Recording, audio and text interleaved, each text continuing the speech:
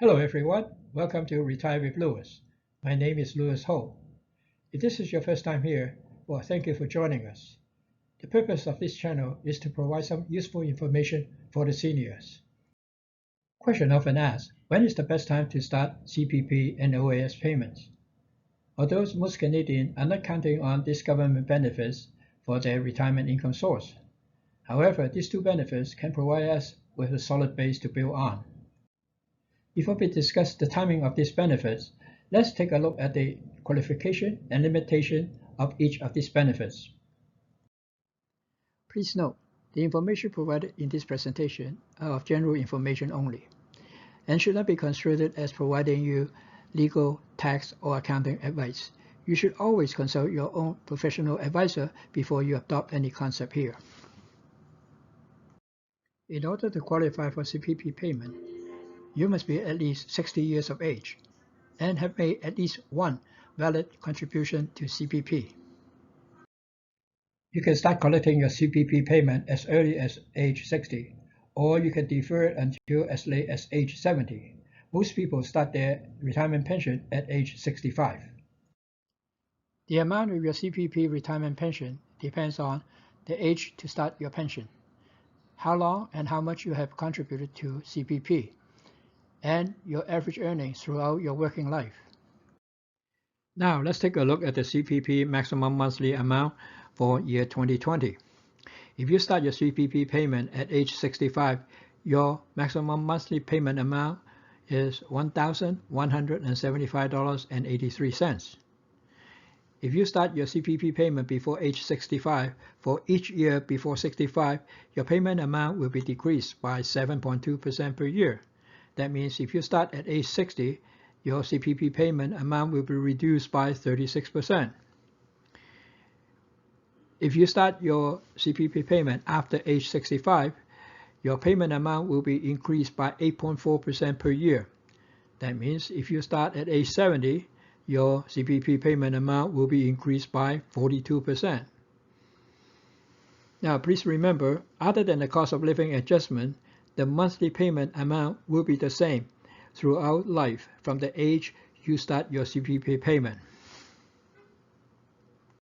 Let's take a look at the CPP maximum monthly payment amount for year 2020 between ages 60 to 65. If you start your CPP payment at age 60, your monthly payment amount will be reduced by 36%. If you start at age 61, your monthly payment amount will be reduced by 28.8%. If you start at age 62, your monthly payment amount will be reduced by 21.6%.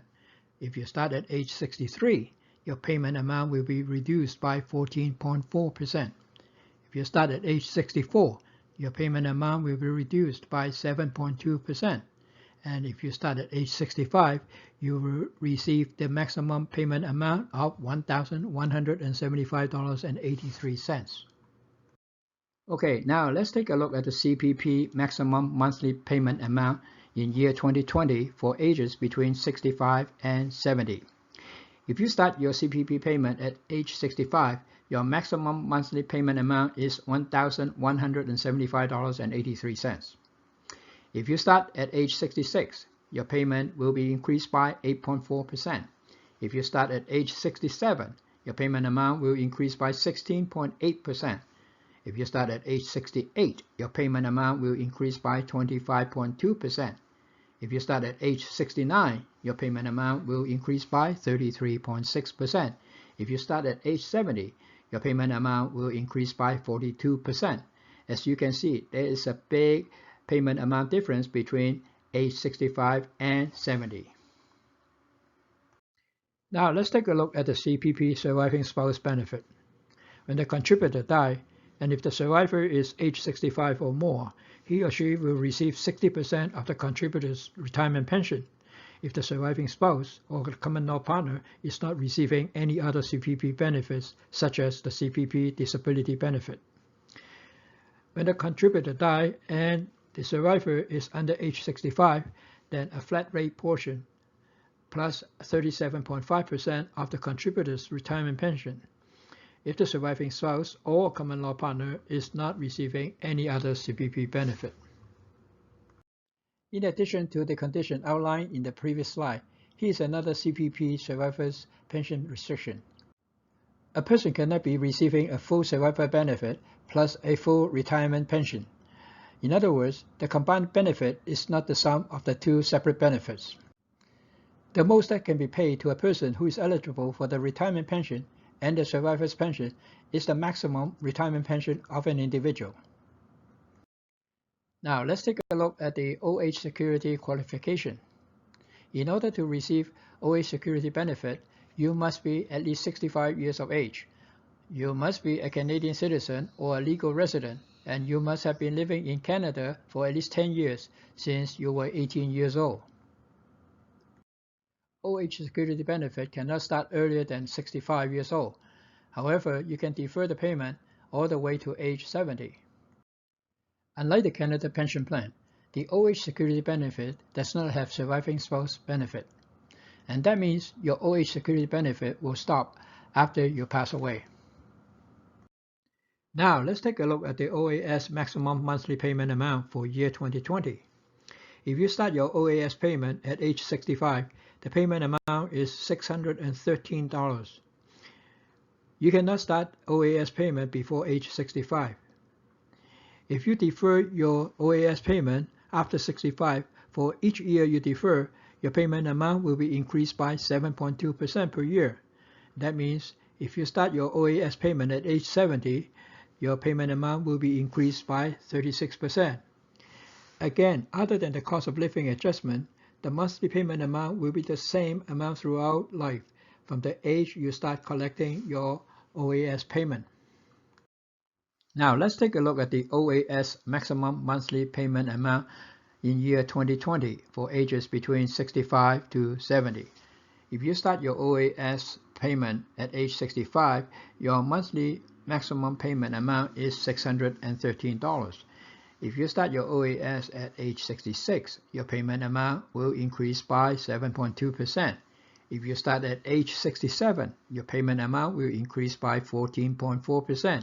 If you start at age 68, your payment amount will increase by 21.6%.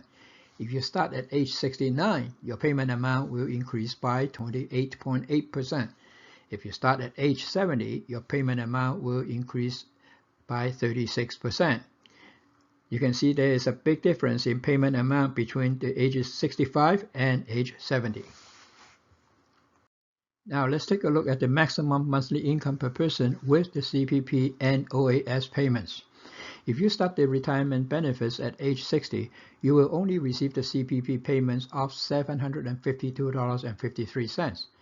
If you start at age 65, you will receive a CPP payment of $1,175.83, plus the OAS payment of $613, making a monthly grand total of $1,788.83.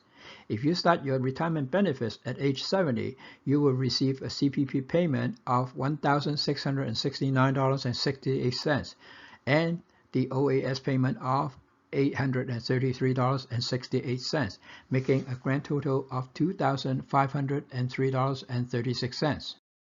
Let's take a look at the maximum monthly income amount per couple with CPP and OAS, assuming each person is receiving their maximum CPP payment amount.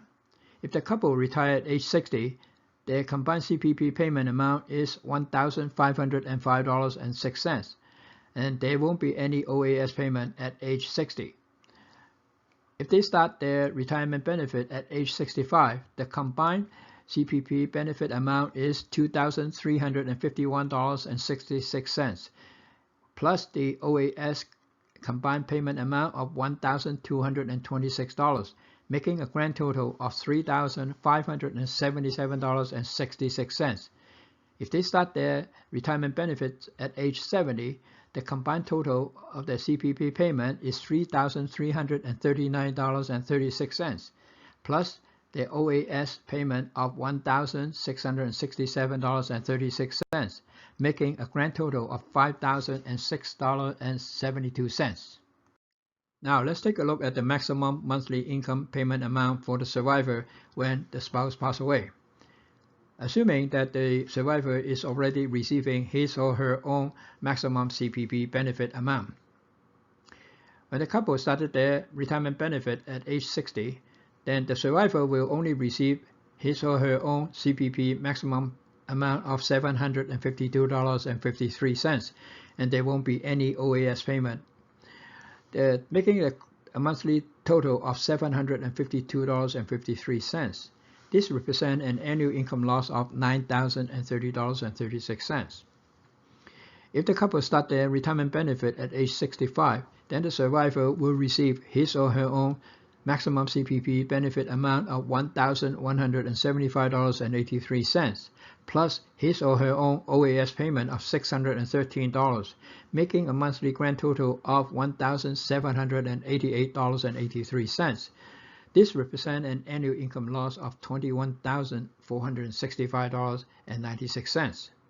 If the couple started their retirement benefit at age 70, then the maximum CPP benefit amount for the survivor is $1,669.68, plus the OAS payment of $833.68, making a monthly grand total of $2,503.36.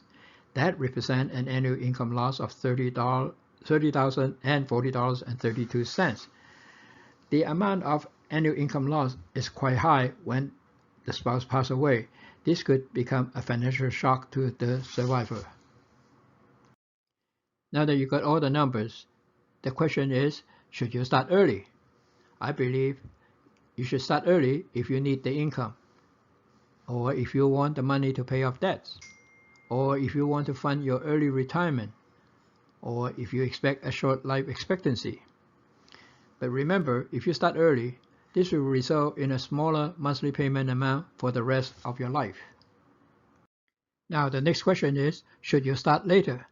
Well, I believe you should start later if you are still working and don't need the income, or if you are healthy and expect to live a long life, or if you have access to other sources of income. Just remember, if you start later, this will result in a much higher income for the rest of your life. Now, you can get an estimate of your monthly CPP payment amount by logging into your My Service Canada account at the CRA website. If you don't have an account, you can register for one. You will receive a personal access code to complete your registration. In the CRA website, there is a retirement income calculator for you to work on different scenarios. In conclusion, you should start your CPP payment as early as possible if you have a short life expectancy, or if you could save the money and invest with it. Otherwise, starting at age 65 would be a good happy median. Although deferral of payment is good to cover off longevity risks. However, life is so unpredictable.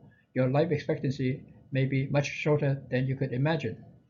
Therefore, I always believe a bird in the hand is better than two birds in the bushes. No one can really tell you when is the best time to start your CPP and OAS payment. You yourself will have to make the choice yourself. Well, thank you for joining us today. If you enjoyed the presentation and find it useful, please give us a thumbs up. And don't forget to subscribe for more presentation in the future.